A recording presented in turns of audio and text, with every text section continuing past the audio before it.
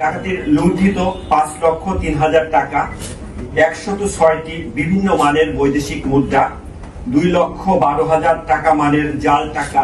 মূলত প্রেস ব্রিফিংটা গত 27 মে 2025 তারিখ মিরপুর 10 নম্বর এলাকার যে এই মাহমুদ মানি এক্সচেঞ্জের 21 লক্ষ টাকা ও কিছু বৈদেশিক মুদ্রা, এটার যে ডাকাতির চাঞ্চল্যকর ঘটনা, সেই ঘটনার সাথে সংশ্লিষ্ট যারা তাদেরকে গ্রেপ্তার এবং লুণ্ঠিত অর্থ এবং ডাকাতির কাজে ব্যবহৃত যে অস্ত্র, গুলি এবং অন্যান্য যানবাহন সেসব উদ্ধার সংক্রান্তে প্রেস ব্রিফিং।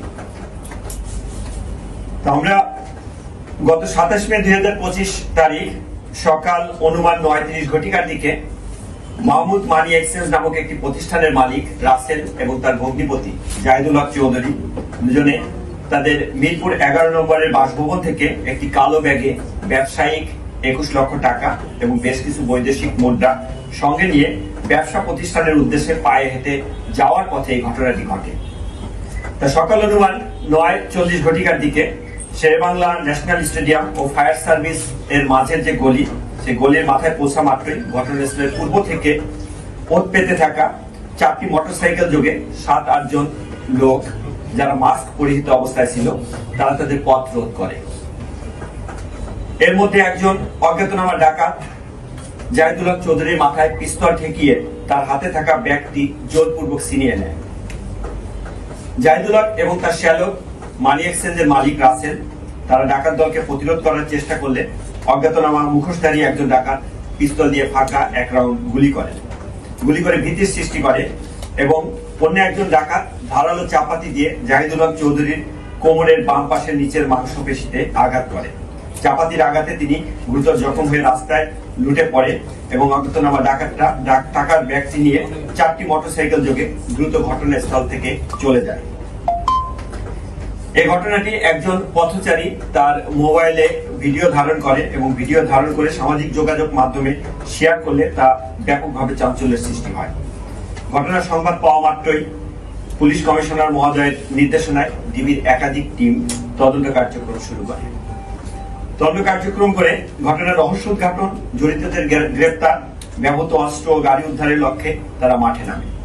তথ্য প্রযুক্তি ব্যবহার করে এবং গোয়েন্দা তথ্যের বিশ্লেষণে প্রাপ্ত তথ্যের ভিত্তিতে ডিবি টিম ঘটনায় ব্যবহৃত একটি হাইয়েস্ট মাইক্রোবাস শনাক্ত করে।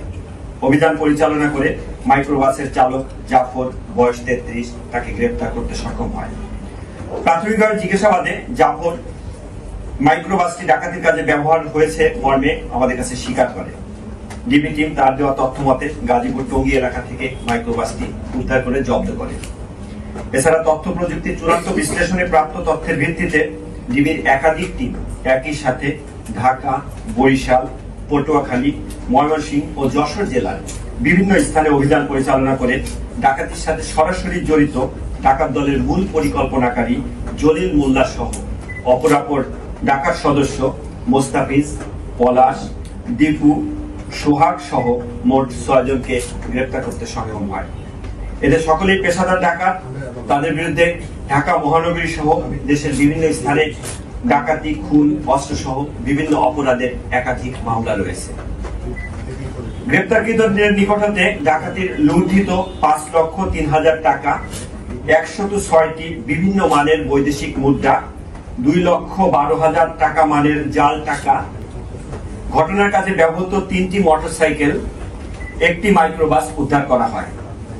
এছাড়া ডাকাতির কাজে ব্যবহৃত একটি বিদেশি পিস্তল, 2 রাউন্ড গুলি, একটি চাপাতি ও 3টি খেলনা পিস্তল উদ্ধার করা হয়।